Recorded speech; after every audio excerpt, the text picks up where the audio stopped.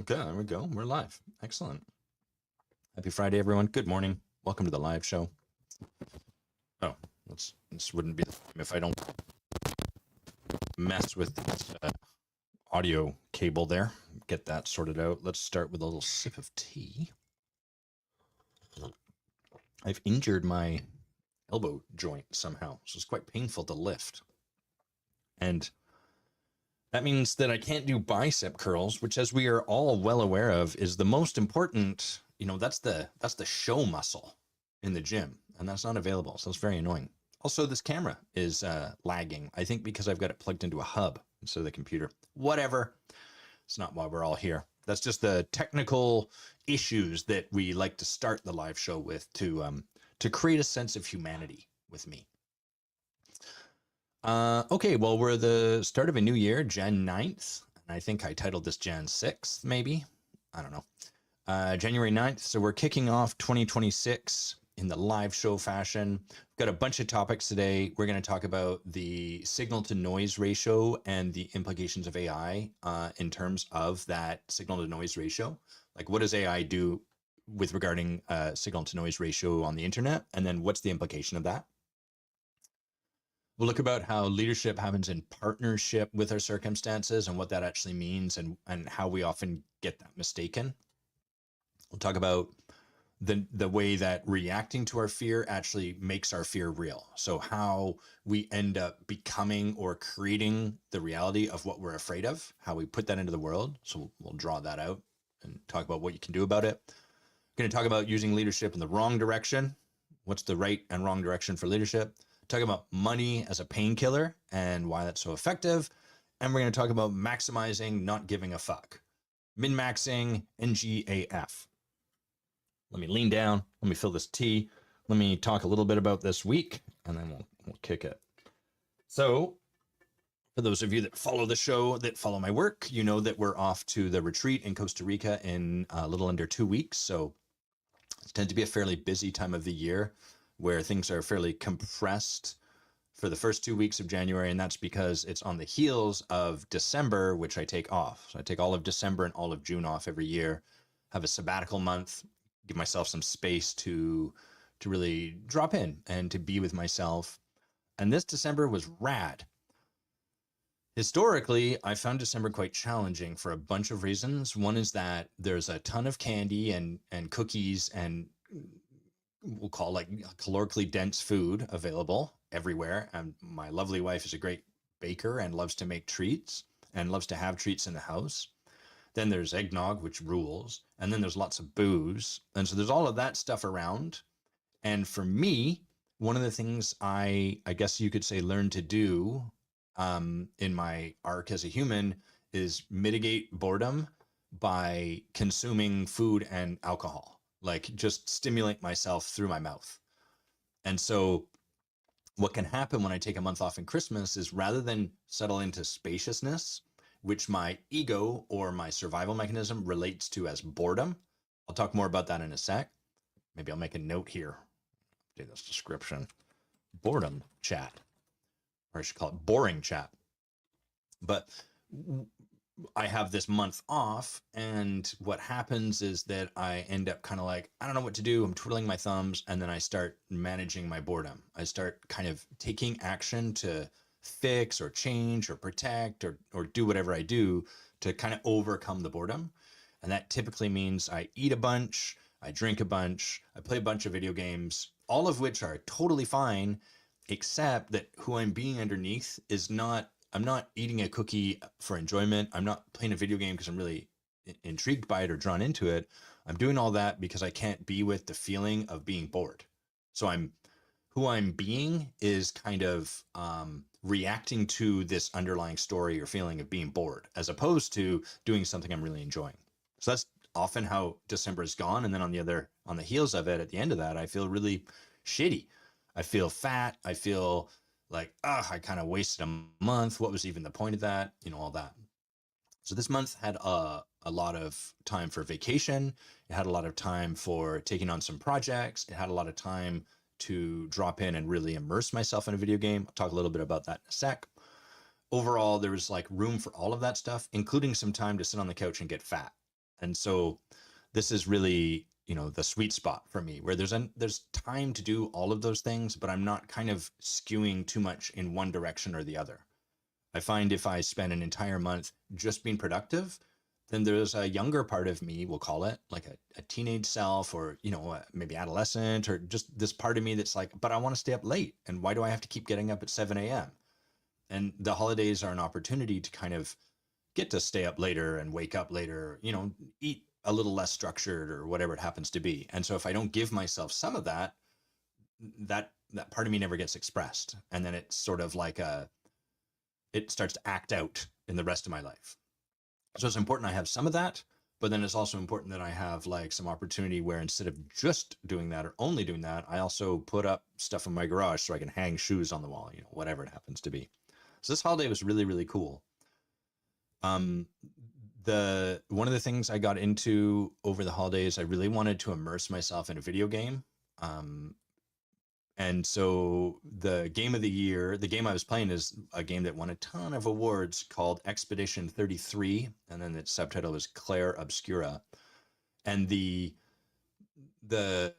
I thought this was a super cool game, really, really neat design pattern. The mechanics of it were really cool, and the underlying story was really quite touching and very, very beautiful. Ultimately, like I'm a big fan of movies like that evoke something in us to an extent. I don't really like. I guard myself against watching movies that I know are going to destroy my heart, make me really sad or be an emotional, like rock me emotionally. But I like the art of film and how like it can evoke something, create something in us. And I'm a big fan of like artists like Tarantino, the Coen brothers. These are the sort of things I like. And I like video games that do the same thing, that use the medium of a video game to really evoke something in us. And I thought that Claire Obscura Expedition 33 was like really beautiful at this. It really did a great job of speaking to grief and loss, not in a heavy-handed way, but in a very artistic way, a way that really like illuminated, a way that really was compelling to learn and watch and read about, and like that was like a really beautiful emotional journey. So if you're looking for an interesting game, something that might be worthy of losing yourself in, something that's really like a compelling story, I would highly recommend that game. It was really, really cool. Anything else I want to talk about the holidays before we get into our topics here? I should take off this cardigan and I should speak to boredom a little bit first. So we live in a state, I would say right now, like our world is one where, many of you've probably read Cal Newport's book or at least heard of it, Deep Work. And in that book, he talks a lot about this ability to sequester ourselves and do deep work to bring our focus to bear on something and really work with it. And his argument is that as time goes on, that's going to become more and more valuable. Hey, Sonny, thanks for dropping in. And it's an interesting question because I wonder, will that become more and more valuable, or will we just turn the deep work over to AI? Is that actually what's going to happen? Is deep work like just a little too soon? And consequently, now that we've got all this AI in place, that's no longer going to be a thing. And actually humans are going to be more frivolous. We're going to be more easily distractible. But anyhow, one of the things I noticed for myself is that there are things that I want to ideate, things that I want to bring into the world, that I want to birth into the world, that I want to make happen, for which it requires a degree of spaciousness for me to kind of let the idea fully come to being. So, for example, I've got ideas for programs or the next book that I want to write, things like this. But in order to really sit down and drop into that and do the kind of thinking that requires, the kind of brainstorming, all of that, I need to create a bit of spaciousness. What more often happens is like on a weeknight or a weekday or a weekend when I would have the time to do that, I'll be like, all right, great, I've got some time. And then I'll sit down and I'll take like maybe 2-3 minutes and I'll start to be like, okay, and I'll spend, I don't know, half hour, an hour, whatever, until eventually I'm like, I want to go play video games, or I want to go stimulate myself. And so what's happening ontologically in terms of who I'm being is that I'm entering into a low stimulus state. This means I'm entering into a state where there's not a lot coming in. I'm not consuming a lot of stimulation. So I'm not what TV, very high stimulation. Video games, very high stimulation. Sugar, high stimulation. Booze, these are all stimulative things. To really get into a generative state, I gotta stop having so much coming in, because if a lot is coming in, there's not a lot internally that has to generate. Instead, most of the energy that's happening inside of me is going towards processing the incoming. So to start to get to this place where I can ideate, where I can create what's next, where I can brainstorm, where I can let my own ideas come forward, where I can do blue sky thinking, I have to first kind of enter into a state where there's not much stimulus coming in. And doing so is a little bit like, this will be a digression into an analogy, but hopefully you can hang with me. Have you ever gone away on vacation and eaten a bunch of rich food and it's like super good? And then you come home and all the food is super boring and you just want to like go out to a restaurant, you want to order in takeout. And what's happened is that your palate has become adapted to really rich, oily, buttery, fatty, sugary, etc. foods. It's developed a taste. It's adapted to sort of discerning that level of taste. And what happens when we come home is now our palate is attenuated, you know, like our antenna has been tuned to that frequency. And we can either continue eating that way, which will fatten us up and will have its own problems. It's more expensive too. Or we can kind of settle back in and be with that experience as our palate readapts. And so this type of adaptation, from going from high stimulus down to lower, is challenging, especially when it's new. And so it's like I'm in this process of adapting my energetic palette to be able to work with less. And that's really the part of the project I'm taking on for this new year, is like really reducing the amount of stimulus that I'm working with, cutting out a lot of this stuff, a lot of booze, a lot of sugar, a lot of TV, a lot of, you know, phone before bed, you name it. All of these are high stimulus activities. And I notice that in order to get to the place where I can really empower that, I have to walk through this period where my palate is not picking up much and wants more. You know, so this is that period where you're eating your dinner after coming home from vacation and you're like, this is missing something, and you want to put more salt on, or you want to put more butter on your potato, or whatever it happens to be. The way this occurs for me is like I'm sitting there at my computer and the part of me is like, yo, you should like load up Twitter, or you should load up Discord, or you should put a TV show on, or, you know, you should drink more coffee while you're working, you know, do something. So at least you're working, but then I'm finding another way to stimulate myself. And so this period of readaptation that I'm talking about, my survival mechanism, the part of me designed to keep me in the status quo, it relates to that experience, that period, as boredom. And what happens is that I loathe boredom. I put a lot of energy and work into not being bored. And so one of the things I'm really working on this year is training a new relationship to this experience of spaciousness. And it's really, really tough because we live in a world where, at least in terms of energy, stimulation, and input, we are eating a lot of rich food. You know, that in terms of, it's analogous to that. It's like, in terms of the day-to-day stimulation that we consume, it's like we're all constantly on vacation eating the richest food. We're very obese in terms of our consumption when it comes to high energy, high frequency sort of products. And so that's one of the things that's really big for me, that's really up for me this year, is to create a lot more stillness, a lot more spaciousness, and to, you know, something of an experiment, and to notice like what grows out of that, what gets created from that place when I really let myself sit into the boredom and then drop below it.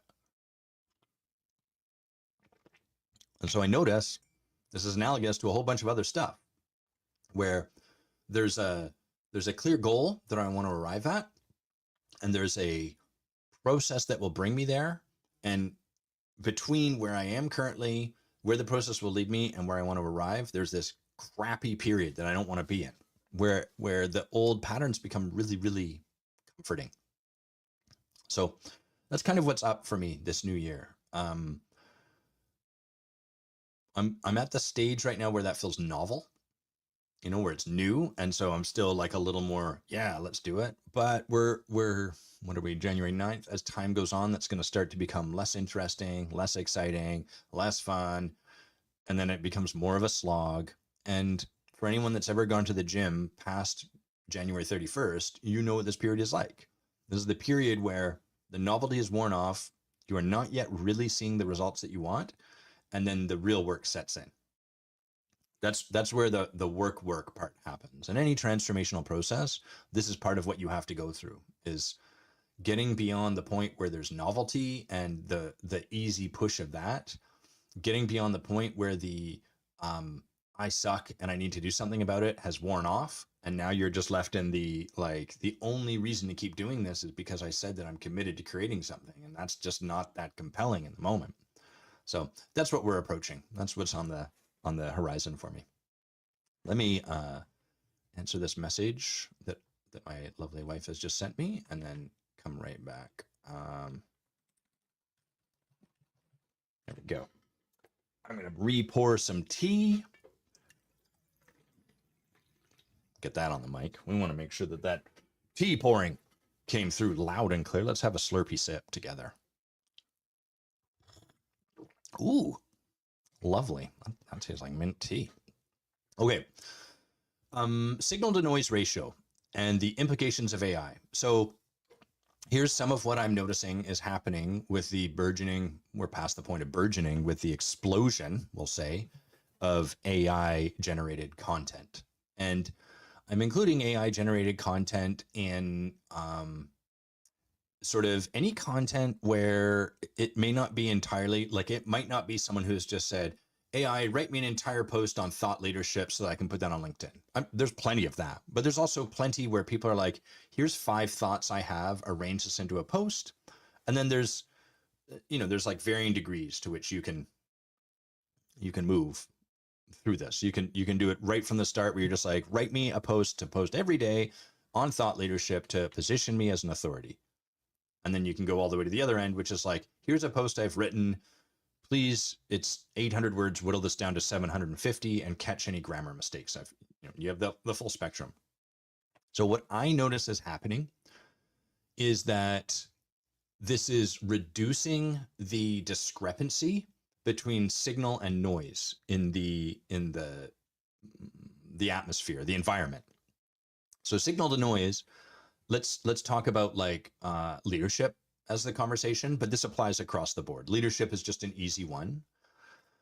The noise of leadership is people posting stuff like the 5 bullet points that are obviously true. As soon as you read it, you already know about it, this sort of thing. Or the 5 bullet points about like, here's what you have to do to make this, it's just very, it's totally fine. It's not that it's bad or wrong. It's not that interesting. It's not that distinct. It doesn't really create that much. It's just more of the same. You probably, if you're watching this show, you probably know what I'm talking about. And so this is the noise. And for a long time, everyone wanted to have a take on leadership, and lots of people would make effort to do so, but it required that you sit down and write 750 words that were coherent, that had a point, that had a thread running through them, et cetera, et cetera. And so there was like a bunch of effort required to just contribute to the noise. The first thing that AI has done is it's radically reduced the effort required to contribute to the noise, to contribute anything, right? But to like generate content, AI has completely taken away all of the effort that is required. You don't have to put any effort in. You can say, just write a post about this in my voice. Here's an essay I wrote in grade 12. Make it sound kind of like that. Don't use em dashes or hyphens, because that's the giveaway, right? Or at least it used to be. Write it in my voice, blah, blah, blah, put it out there. Minimal effort. And so the first thing is that what that's done is that there was a whole bunch of people that wanted to contribute to the space or the conversation, but didn't really want to have to exert the effort required to do so. So, up until this point, that effort created a bit of a gatekeeper. It meant that it was sort of like way back in the day, being published at all required a huge amount of work. And so it allowed us to have a degree of trust. It allowed us to, there was like a degree of curation.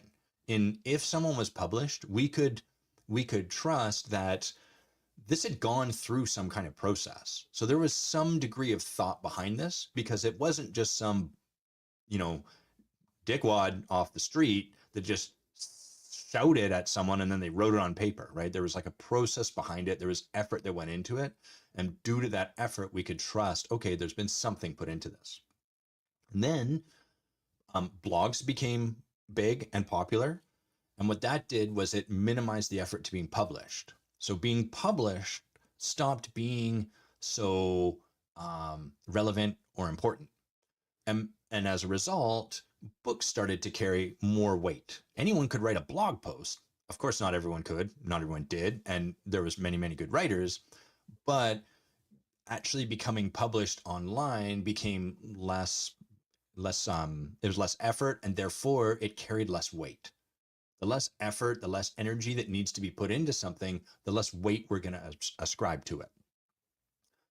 And so as a result, books. Then there was this explosion. Amazon really and self-publishing, all that made it much, much, much easier to publish books. And again, as a result, the effort went down. And therefore, more people were publishing books because it was easier to do so.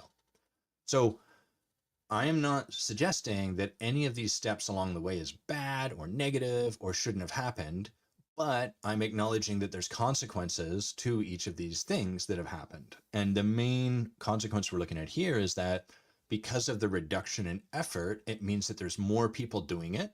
And because there's more people doing it, we can't rely so much on the curation that happens by the cost of effort to entry. I have a sip so I get charged up. AI has, so every step along the way, right? Starting really with like the Gutenberg or the movable type press or, whatever, through to like blogs, through to the internet and websites, allowing people to express themselves more into the public space, through to social media, through to blah, blah, blah, blah. Every step along the way has reduced effort by some corresponding amount. I would argue that that effort reduction has, for the most part, been linear or geometric. And what AI has done has made it an exponential reduction in effort. So even though we had this period where anyone could have a blog, you still had to write semi-coherently. You still had to have a grasp of the English language. You still had to be able to at least carry a thought coherently through 750 words. For the most part, you needed to be able to use paragraphs to get read, and so on and so forth. AI has removed all of that. So none of that is a requirement. There's absolutely zero requirement anymore that you have any command of the English language, that you have any ability to formulate a thought beyond the point of formulating a thought. Like it used to be, you'd have a thought like people should be kinder in some situations, but less kind in others. And there's some leadership in that. And then you would actually have to think about that, put it into words. Now, all you have to do is have that thought, and then you put it in AI. It's even further than that. You don't even have to have that thought. You can just say, write something about leadership, and then it will create that. And because AI is so good, it creates something that's quite well put together, well written, compelling. So all of the hallmarks of effort, all of the things that previously indicated effort went into this, and therefore it's worth your time and consideration, all of that's gone. All of the means by which we sort of mentally filtered, curated the content coming in, all of that has been taken away. We can no longer rely on any of that. And so what this does, well, let me bring this back to my main premise before we come to the conclusion here. So up until this point, all of these things, like the effort that went into this, were ways for me to discern, is this part of the signal that I am seeking to hear, or is this part of the background noise? So if I was like reading something and I saw someone, you know, write like a long thing without paragraphs or anything, I was like, this is probably not really the signal of like a thought leader or like high-minded leadership or academia, the things I'm seeking. This is not really, I don't think that this is actually present. I can filter this out because it's lacking the stuff, the effort that, or the hallmark, the signs of effort put into this that I know I'm seeking. So it became easier to filter the signal from the noise. AI has moved noise much, much, much closer to the signal. And so as a result, what happens is that we have to put in more energy to discern between the signal and the noise. Imagine if you were using an old timey radio, with an analog dial. And so you're moving the dial and you hear static, static, static, and then you can start to hear the sounds of a song come through. And then you're like, as you move the dial, it gets closer and closer until you're hearing it quite clear. And you continue to move it, and then it gets more and more staticky until all you hear is fuzz. This is sort of like the process by which you discern the noise of the background radio waves from the actual signal of the radio station. What AI has effectively done is it's like you're now moving that dial, but instead of hearing signal, you hear something that sounds almost like an actual song. It has like some sort of rhythm to it. It has kind of lyrics, except it's not. Until eventually you get to the radio signal, the actual song that's an actual song by an actual human, and then you're back into this background sort of blurry, near almost like. So that's what AI has created. Now we'll talk about the consequences of that. But hopefully I've drawn out the first part of the thesis, which is that the signal and the noise now are very, very close. There's a few consequences to that. Consequence number one is that it takes more effort and more time to discern signal from noise. You have to put more energy into reading the thing, or into listening to the thing, or into looking at the thing, before you realize this is just bunk. There's not actually anything here. Just like, and the reason is because there's more stuff that looks much closer to the thing. So you have to walk the path for longer before you realize, oh, these diverge. Think of it like if there's a road that you really want to follow. Now the new roads that AI are providing are very, very close, and it takes longer for them to start to diverge. And as a result, you then have to walk along that road for longer before you notice the divergence and realize this is actually not what I'm after. The second thing is that it's created a much higher quantity of things that are the noise. So not only is the sort of the noisy stuff, the stuff that's not the signal, that stuff is, the quality of it is better. It's closer to the signal we seek. There's also the quantity is much higher. So there's the stuff is better, it's closer, it's like a nearer facsimile, and there's more of it. And so these two things mean that our filtering process internally has to become more rigorous. It doesn't have to, but like if we want to find that signal, we have to listen more closely to discern for ourselves, is this or isn't it actually what I'm after? And we have to do that more often because there's just so much of it. So we're filtering through more and more and more stuff, and it's harder and harder to filter through that stuff. So it's like, it's compounded, right? There's like, it's not 2x, it's 4x or 10x or 100x. It just requires way more effort. So that's the first consequence of what AI has put into the space. The second consequence is demonstrated right here, where I have 2 viewers and 1 thumbs up. Hey, someone put another thumbs up there just so we can exponentially grow the thumbs up on this particular live stream. The consequence is that we humans, we can't devote that energy. We're exhausted by it. We're just like, oh, I can't even. Like, I can't make that discernment. I don't want to. It's energetically taxing for us to actually get at the signal of what we want. We have to, it requires too much. And so when we're faced with a non-urgent situation, if this was life and death, we would devote our discernment to that. But it's not. It's more sort of like, where might I better myself? Where's the content about World War I that I want? Whatever it happens to be. So instead, a couple of things happen. One is we stop trying to discern. We start to settle for good enough. All right, this isn't really quite the sort of thing that I was looking for, but it's close enough. I'm going to settle for that.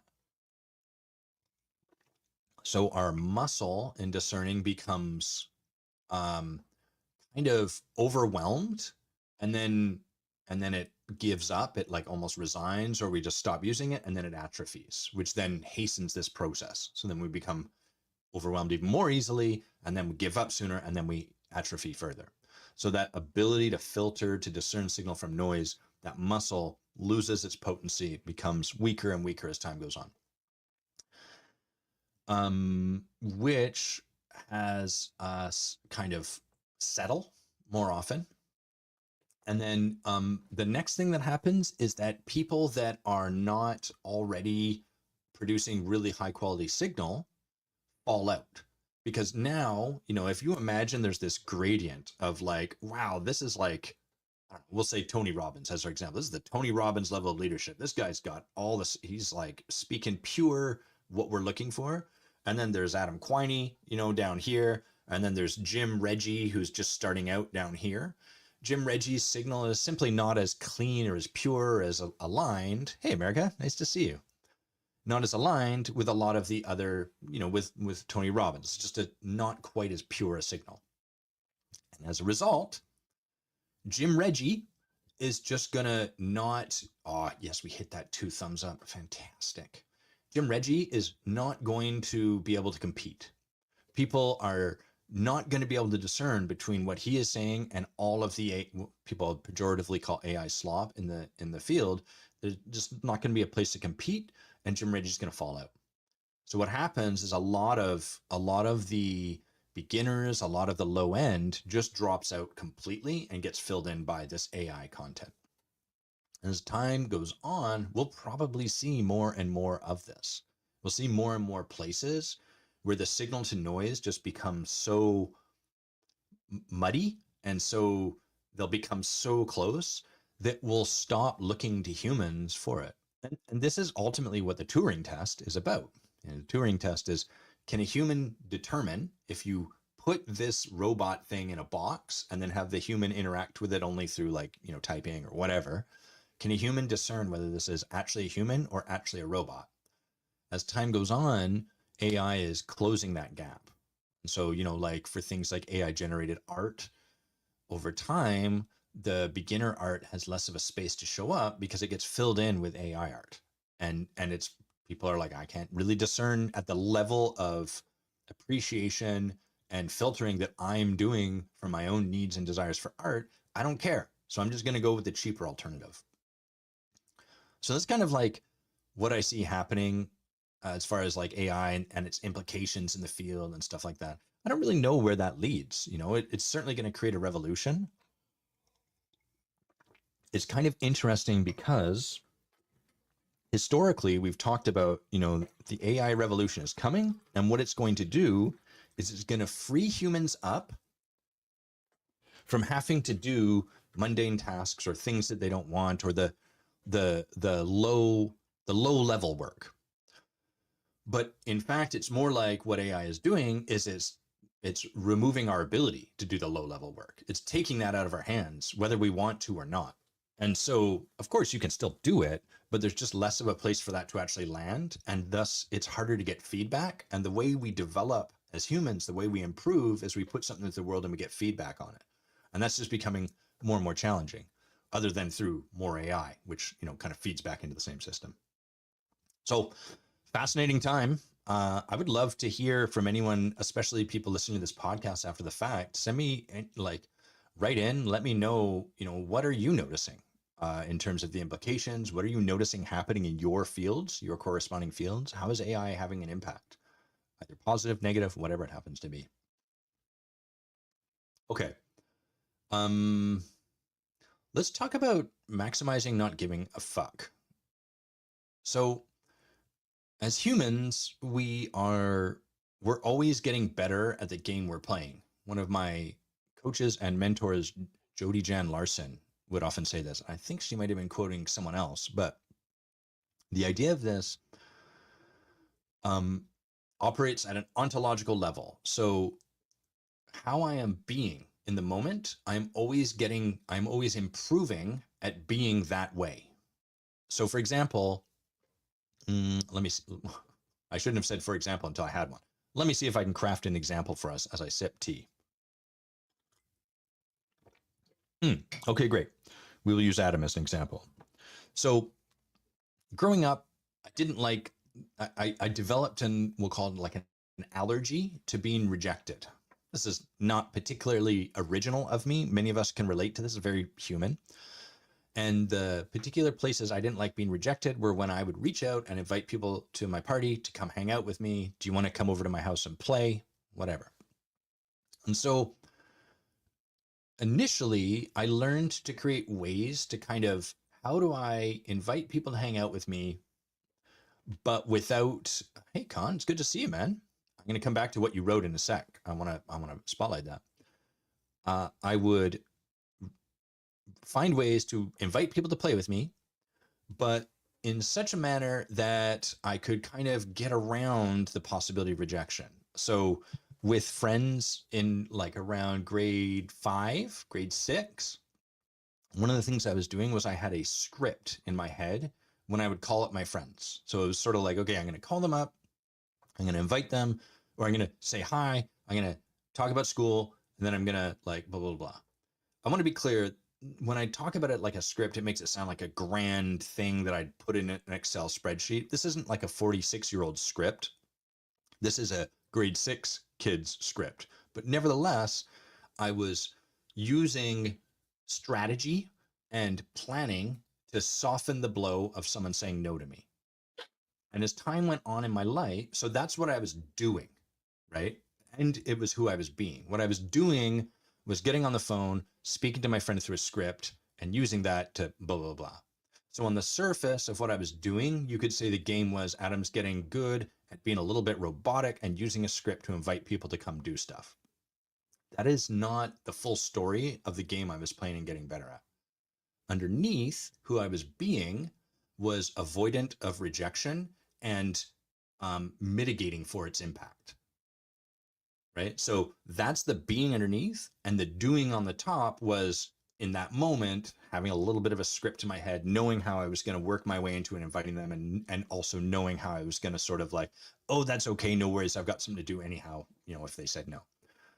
And so as my life went on, I got better and better and better at strategizing around rejection and mitigating for its impact. I created new ways to do that. I learned new approaches to do that. And I got better at heading rejection off at the pass as part of that game.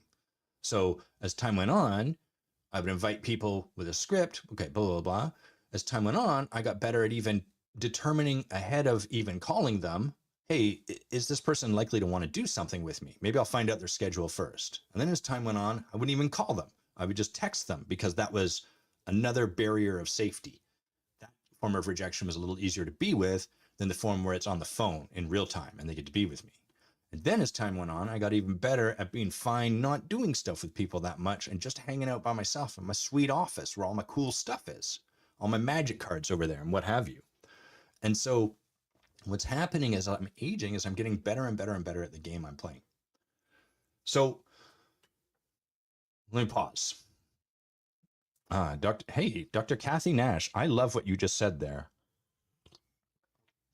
I'm going to put a pin in what I've been talking about. Just so Kathy, hi Kathy, thanks for sharing that. Kathy says is a brilliant mind's defense mechanism. Yeah, very, very. This is basically my inner child, we could call it, using my brilliance as a tool to protect against something that it was afraid of, which was rejection. Something that I was afraid of, which was rejection. So it's very, very strategic. It's very brilliant. And I want to be clear that that game I was getting better at playing served in many, many situations.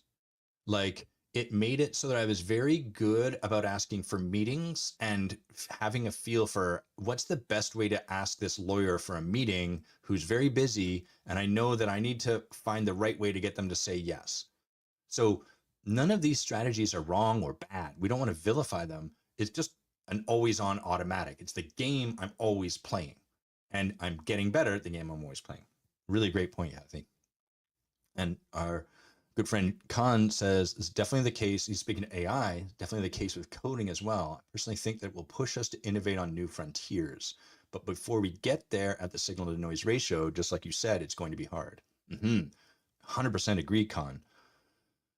I think the fantasy or the desire that a lot of us humans have, and certainly that I have when we're looking at transformation, is that um, circumstances will change and then we will rise to the occasion and we will be like, wow, cool. I no longer have to do X. I'm going to step into Y.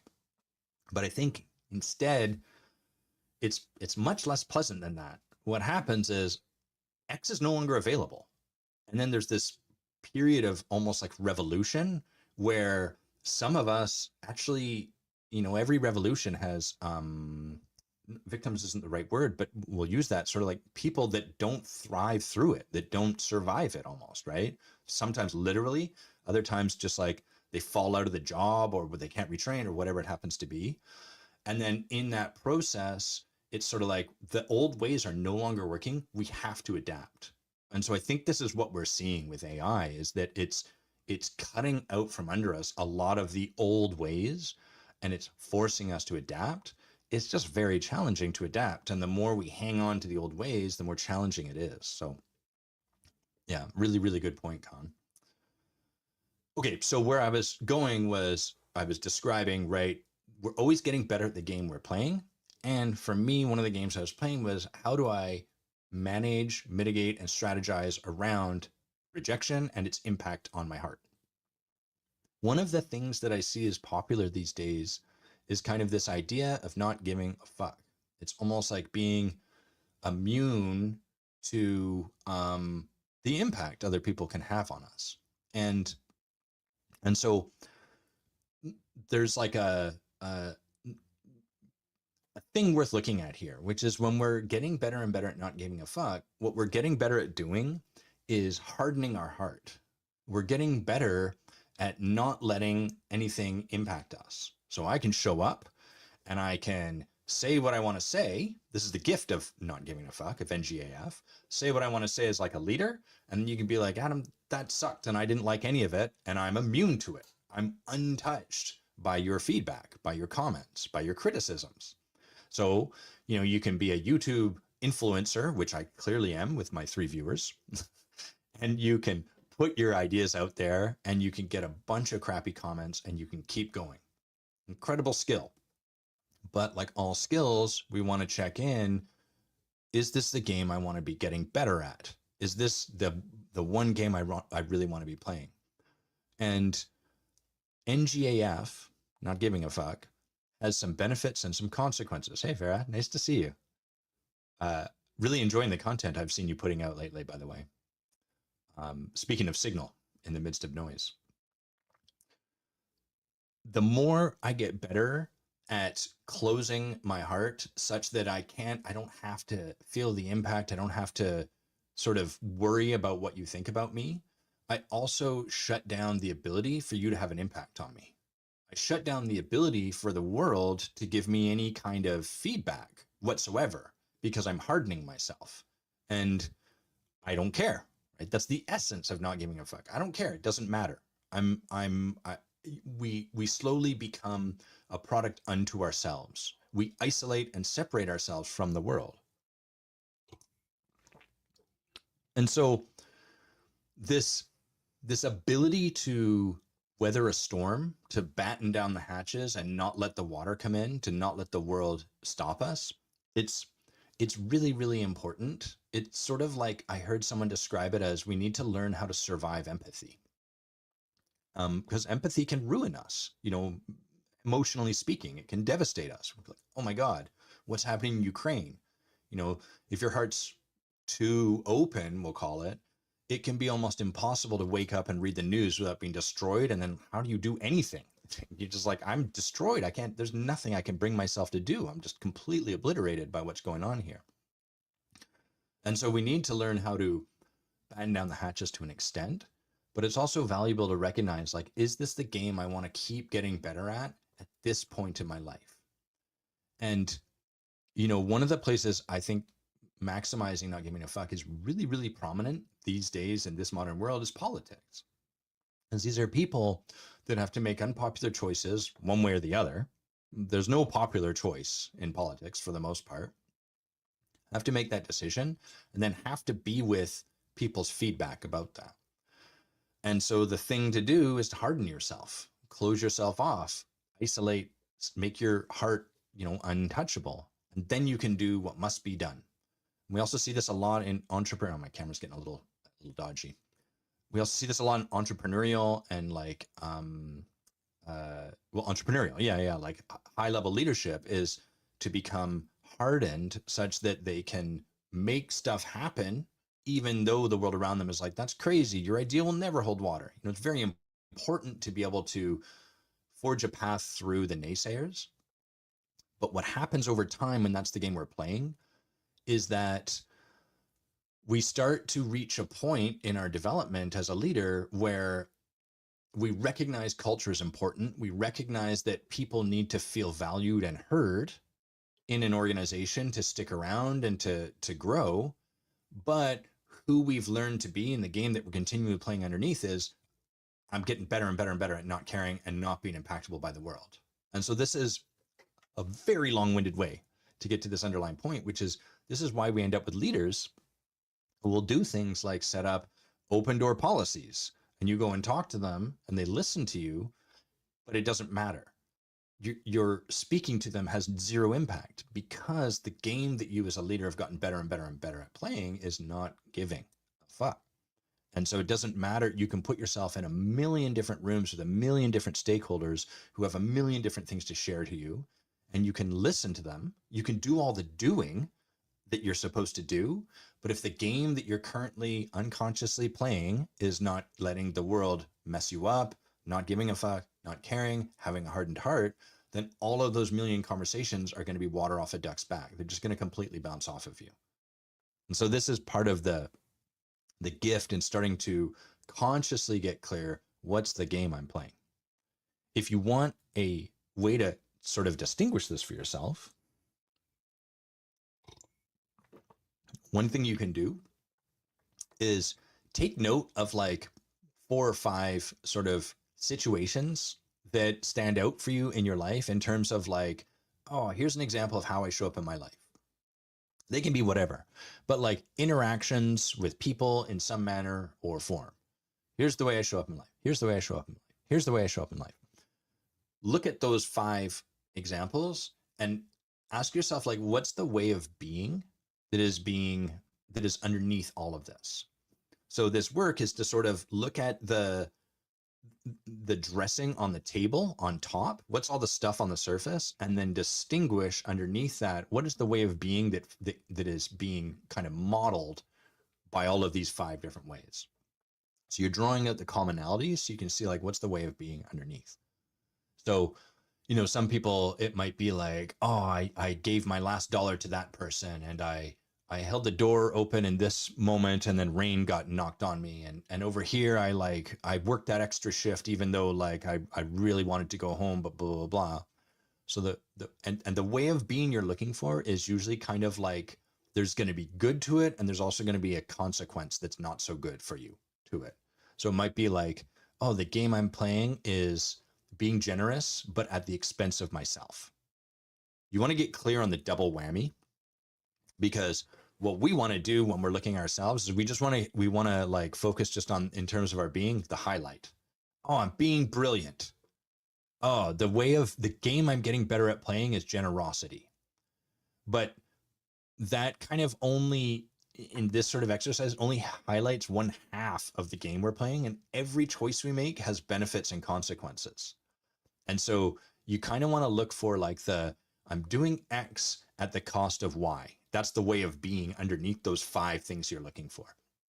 And if you can start to discern that, it's really cool because it allows you to start to become more conscious of like, oh, this is one of the ways where I am actually reliable to be generous or to be brilliant, but it's coming at, that example I gave, like, oh, I'm really reliable to be brilliant. And I'm finding ways to not have to feel rejected, but at the cost of connection or at the cost of intimacy. So it can be a valuable thing to discern that for yourself. 1056. I'm going to pour a little more tea. We're going to dive into one more of these topics.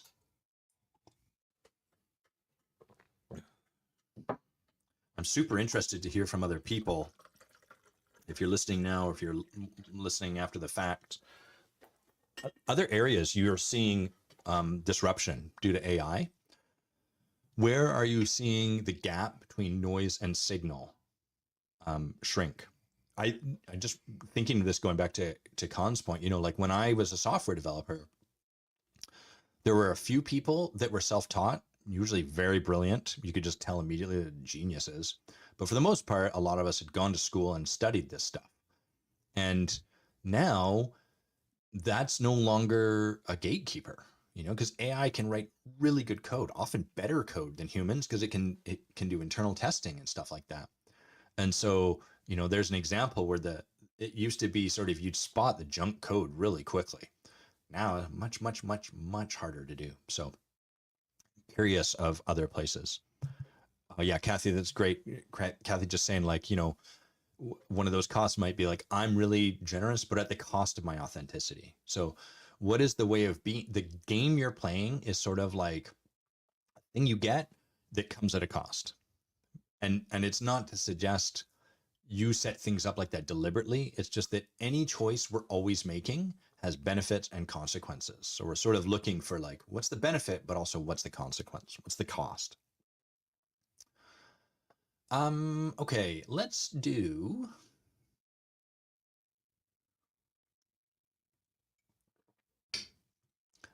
I think a good topic for us to finish off on is leadership happening in partnership with our circumstances. And so the nature of how this plays out is that often our leadership is what we'd call at the effect of the circumstances that are around us.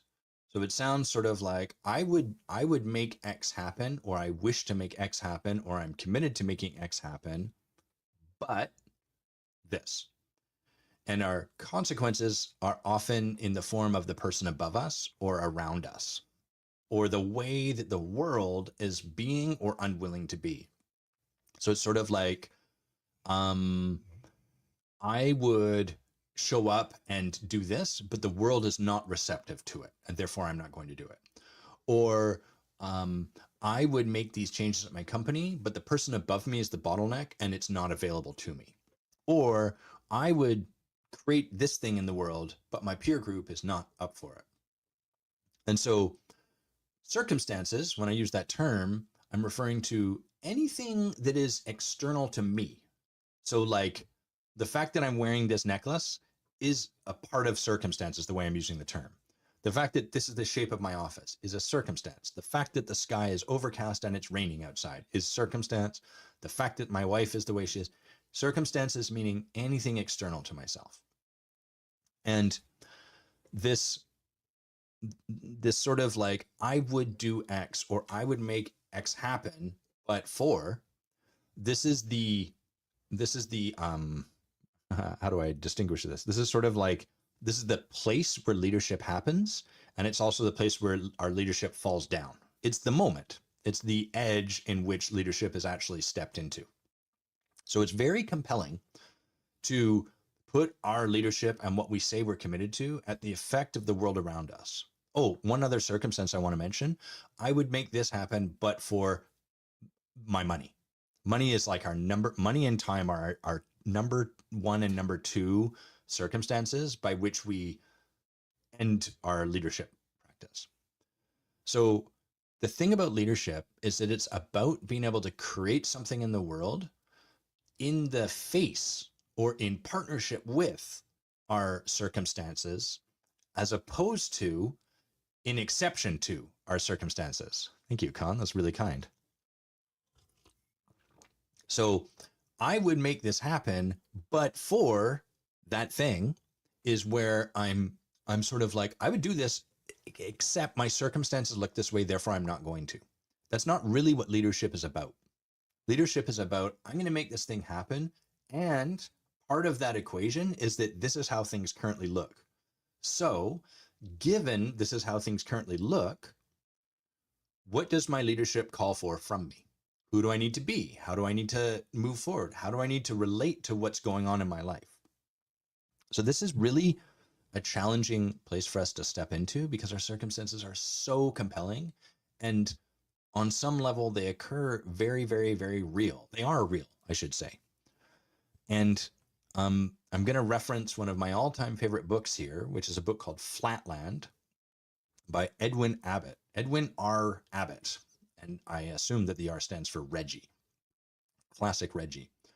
So in Flatland, forgive me if you've already heard me lay this summary out. I'm going to do it very quickly here. The first third of the story is all setting up this two-dimensional world that a man named Mr. Square lives in. And the first third of the story is fascinating because it's a really shrewd commentary on the social class system at the time when the book was written, which was 1860s. So old ass book.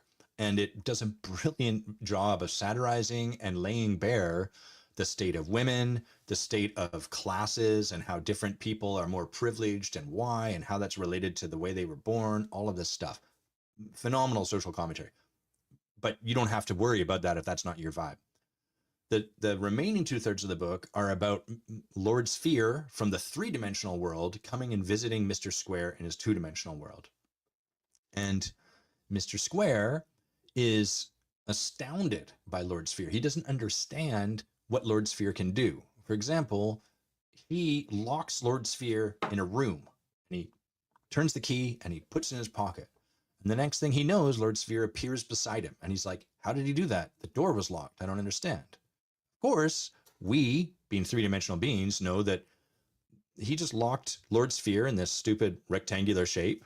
And Lord Sphere just kind of raised himself up out of it, moved over to the left, and then came back down into contact with Mr. Square's plane of existence. So Mr. Square's circumstances, the locked room, all of that, they appear completely real to Mr. Square. They are real from his perspective, his world. But from the perspective of Lord Sphere's world, they're irrelevant. They're not a concern. And this idea that leadership happens in partnership with our circumstances is about being willing to, even if we haven't yet seen how it looks or haven't yet stepped into it or even have a hard time conceptualizing its existence, we're willing to operate from the place. We step into our leadership from the place that I may not see how these two things can coexist, but I'm willing to operate from the belief that they can. I am willing to create something in my life from the premise that these two things are not at odds with each other. And that takes a lot of courage, an inordinate amount of courage, because the more we get afraid, the more we look to the reality of life as we currently know it. And that reality reinforces that this is not possible. And the closer you come to making that step from 2D up into 3D, from creating that breakthrough, that's what we call a breakthrough, when you make that step into a new dimension of perspective. The closer you come to that, the more your fear is going to kick up, because the more is at risk. You are doing something that by the rules of your current two-dimensional perspective is wrong, is foolish, is dumb. So, a really simple example would be someone that has a rule that they've learned that all debt is bad. And this rule has allowed them to never fall into trouble with credit cards, never get into trouble with creditors. It's made them very reliable to, say not buy stuff until they have enough, and therefore be really reliable to like save up money, and they're also very good at like delayed gratification because they won't get anything until they've saved up enough money, blah, blah, blah, blah, right? But things like going to school for a degree and getting a loan to do that, or getting a mortgage for a house, are challenging, if not impossible, for this person, depending on how rigid their rules are. For the sake of this example, we're going to set the rules up super rigid. So any form of debt, bad. Gas card, bad. No debt whatsoever. The more rigid we make the example, the easier it is to see. It's not really about whether that's right or wrong. And so this person, in order to, let's say that they want it, there's a part of them that really wants to like increase their scope, their breadth, their impact in the world. They're clear they want to deepen their learning. They want to really dive into something. They're clear that going to school is the thing to do. They want that. They want that sooner. And they're also like, on some level, they really believe, this might be a stretch for some of you these days, going to school will help and it will earn me more money. What happens is now they are put into a confrontation. The thing they want to create inside the 2D world would require save up enough money from where you currently are such that you then have enough money to afford school, then you can go to school. So in 20 years time, assuming that school stays relatively in line with inflation, which it has not done, then you'll get to go to school, graduate, and then you can make money. But this person actually wants to start doing this sooner. They don't really want to delay that way. And so what happens is that they're coming into a confrontation with the rules of their 2D world, so to speak. They're coming into confrontation with this idea that all debt is bad.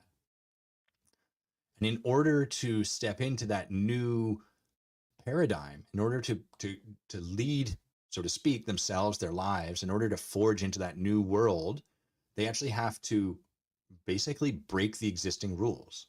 They have to have it that it's sort of like, given going to school requires taking on debt, and I'm committed to going to school, you could try to solve that from the 2D worlds. I will wait 20 years, I will save up, blah blah blah. But instead what ends up happening is he has to come to this perspective of leadership. School will take debt, and I want to do it now. And so how do I create those two things? How do I step into that from a place where they're both allowed, where it's both possible, where I don't have to manage for one or the other? So this is like, it can be helpful here as a practice if we're committed to, like, growing what we're capable of in life, which is kind of my secret code for leadership. It's not really like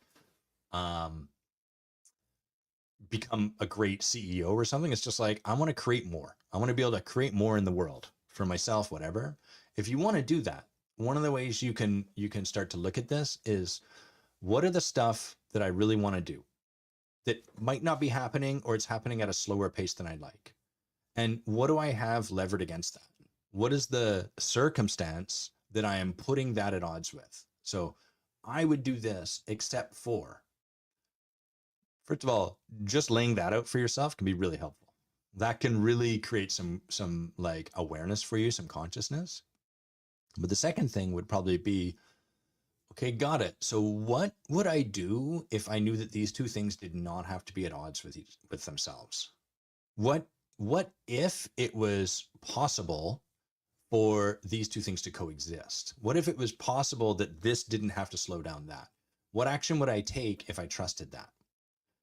And I want to finish this by saying that might be a bridge too far for you, and that's okay. It requires courage to step into this, or it requires the option being taken away from us. And that goes back to kind of what we've been talking about with AI, right?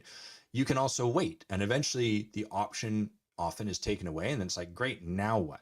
Now that we're here, what is necessity going to propel you into? Okay.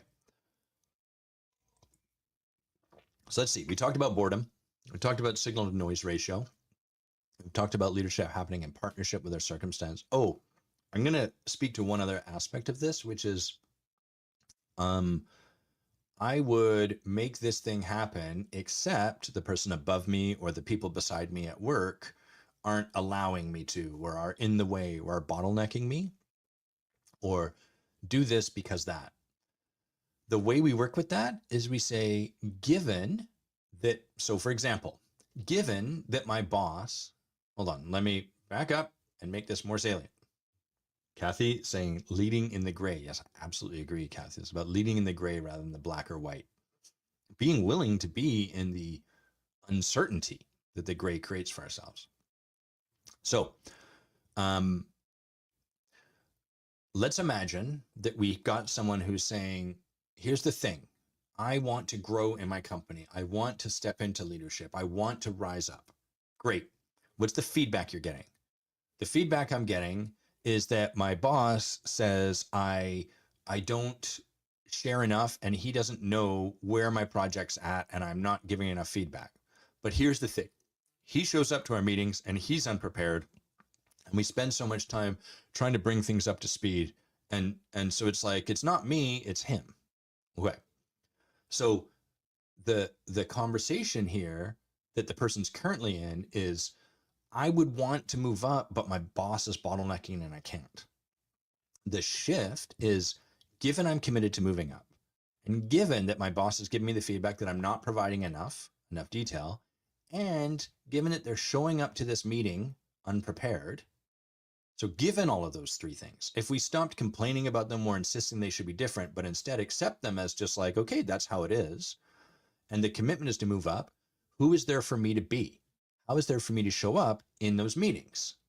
And I would assert, as an example, it would be like, well, one, I'm gonna take it upon myself to prep my boss before the meeting, so that knowing he tends to show up unprepared, he's got everything he needs prior to that. I'm gonna do that preparation for him. But Adam, isn't that coddling him? No, what it's doing is acting in alignment with your commitment. It's ensuring that you can create the thing you want to create regardless of how people are showing up around you. Okay, got it. So I'm going to show up, I'm going to give him the details. And second, my boss is telling me he doesn't feel like he's getting enough from me, even though I feel that's not true. Okay, great. But my boss is saying that. The feedback I'm getting is I need more detail from you. So I'm going to start looking to see how I could provide more detail. Maybe I'll ask my boss, can you help me understand in particular what kind of detail? Is this what I'm providing you right now enough detail? So all of these things, notice what I'm doing is I'm effectively letting other people off the hook. I'm taking my boss off the hook. Okay, got it. That's how things are. It's the same as if I was like, I'll look outside and it's raining. That's the way it is. So what am I going to do? And then I'm taking it upon myself to create whatever situation's required for that not to be a bottleneck towards the thing that I say I'm committed to. So this is leading up is often much less sexy than we want it to be and much less vindictive. Because leading up, as we think of it, is typically like, I'm going to get my boss the feedback that no one else is. I'm going to tell them they suck ass and it's going to blah, blah, blah. And I'm going to take all of the stuff I learned at the transformational leader and I'm going to tell them they should do it. None of that is leading up. Leading up is accepting the person exactly as they are, getting clear for yourself, who do I need to be, given what I'm committed to, and given all of that stuff that I'm going to just accept as it is. That allows us to lead up. It doesn't require our leaders to be any different. It allows us to show up as the best possible leader as we are moving up, as we are interacting with those above us. Cool beans. Okay. We're going to wind down there. Big thanks to Sunny, America, Khan, Kathy, Vera. Thank you all for tuning in. Thanks for your comments. Really cool. It's neat. We got cross-platform action, YouTube, Facebook, and LinkedIn. As always, if you have particular thoughts around any of this after the fact or during, I would love to hear any comments, anything that shows up. If you have your own take on any of this, please share it. Not so I can argue with it, but more so that, frankly, I can learn from you. And any situations where you're noticing AI showing up that's creating disruption or anything, I'd love to hear about that too. Have an awesome weekend and we'll catch you all soon. Bye-bye.